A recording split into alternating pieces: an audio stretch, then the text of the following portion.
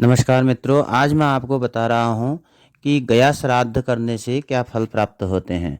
वैसे तो श्राद्ध कर्म और तर्पण इत्यादि भारत में हमारे देश में जो है कई स्थान हैं जो पवित्र स्थान है और वहाँ पवित्र तीर्थ स्थल है। वहाँ श्राद्ध करने से पितरों को मोक्ष की प्राप्ति होती है।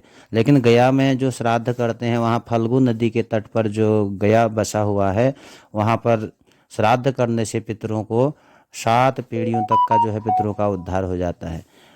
पुराणों के अनुसार पितरों के लिए खास जो आश्विन माह होता है, आश्विन माह कृष्ण पक्ष में जो महालय श्राद्ध आते हैं, वहाँ पिंडदान तर्पण करने से 7 पीढ़ियों का जो है उद्धार हो जाता है। और उसमें चाहे जो भी हों, हमारे पिता पक्ष के हों या माता पक्ष के हों, उनका उद्धार हो जाता है।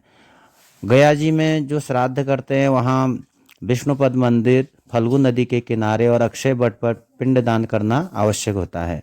इसके अतिरिक्त और भी वहाँ पर स्थान हैं।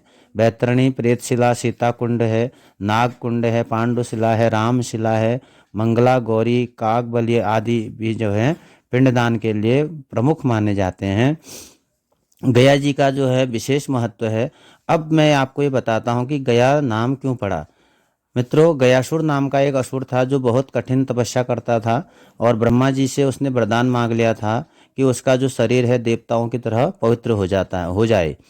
और देवता जो उसके दर्शन जो करेंगे, सभी लोग कोई भी उसका दर्शन करें वो पाप मुक्त हो जाए, ऐसा ब्रह्मा जी से गयासुर ने वरदान मांगा। इस वरदान के चलते ब्रह्मा जी ने उसको तथास्तु कह दिया और वरदान दे दिया।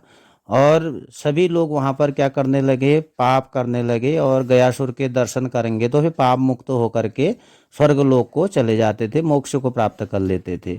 इससे बचने के लिए, यज्ञ करने के लिए देवताओं ने एक प्लान बनाया और गयासुर से कहा कि तुम जो है हमें एक यज्ञ करना है और एक पवित्र स्थान दे दो। गयासुर ने अपना शरीर ही देवताओं को यज्ञ के लिए दे दिया और जब गयासुर जमीन पर लेटा तो कहते हैं कि 5 कोस तक उसका जो है शरीर फैल गया।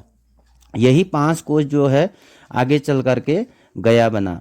और देहदान जब कर दी गयासुर ने तो गयासुर के मन में लोगों के प्रति ये इच्छा हुई कि लोगों के पाप दूर हो जाएं और उसने देवताओं से कहा कि वरदान मांगा और कहा कि मेरा यह स्थान जो है लोगों को तारने वाला हो जाए, लोगों के पाप दूर करने वाला हो जाए और जो भी मृतक लोगों का यहाँ श्राद्ध करेंगे वह मोक्ष को प्राप्त करें, ऐसा आप मुझे वरदान दे दीजिए।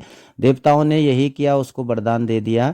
और आज भी जो है गया में जो भी आता है अपने पितरों का उद्धार करने के लिए, मुक्त करने के लिए उनको वहाँ पर श्राद्ध करता है, पिंडदान करता है, तर्पण आत्मा इत्यादि करता है तो उसको मोक्ष की प्राप्ति हो जाती है। पुनः उसका इस संसार में उत्पन्न वह नहीं होता है, मोक्ष को प्राप्त करता है, भगवान को प्राप्त हो जाता है। गया क्षेत्र में भगवान विष्णु पितृदेवता के रूप में विराजमान रहते हैं। गदाधर भगवान वहाँ पर नित्य विराजमान रहते हैं।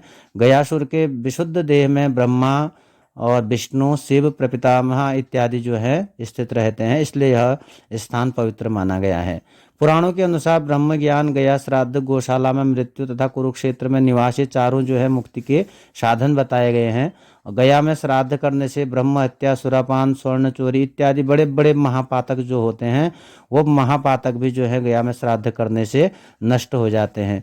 और मित्रों, गया श्राद्ध करने के पश्चात क्या करना चाहिए, क्या गया श्राद्ध करने के बाद श्राद्ध करना चाहिए या नहीं करना चाहिए, इस पर विद्वानों ने अनेकों मत दिए गए हैं और बहुत सारे पुराणों में भी मत हैं, विद्वानों के भी उसमें मत हैं। गया श्राद्ध करने के पश्चात कहते हैं कि बद्रिका आश्रम में ब्रह्म कपाली में श्राद्ध करना चाहिए और वहाँ श्राद्ध करने के पश्चात जो है पितरों को हमेशा के लिए मोक्ष की प्राप्ति हो जाती है।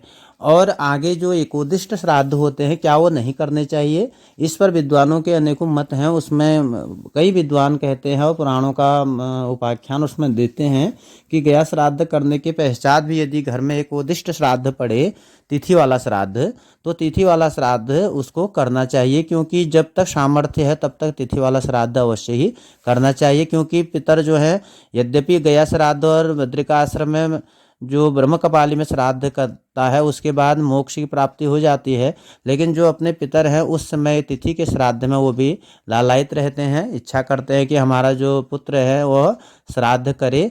तो इस पे कोई ऐसे शंका की आवश्यकता नहीं है और श्राद्ध करना चाहिए, तिथि का श्राद्ध। और यदि असमर्थता है तो पहले ही गया जी में जो श्राद्ध किया है वो ऐसे पितरों को जो है मोक्ष की प्राप्ति हो चुकी होती है। न भी करे वह श्राद्ध तो उसका वह दोष नहीं लगता है। और यदि वह सामर्थ्यवान है तो एकोदिष्ट श्राद्ध वह कर सकता है, तिथि का श्राद्ध कर सकता है।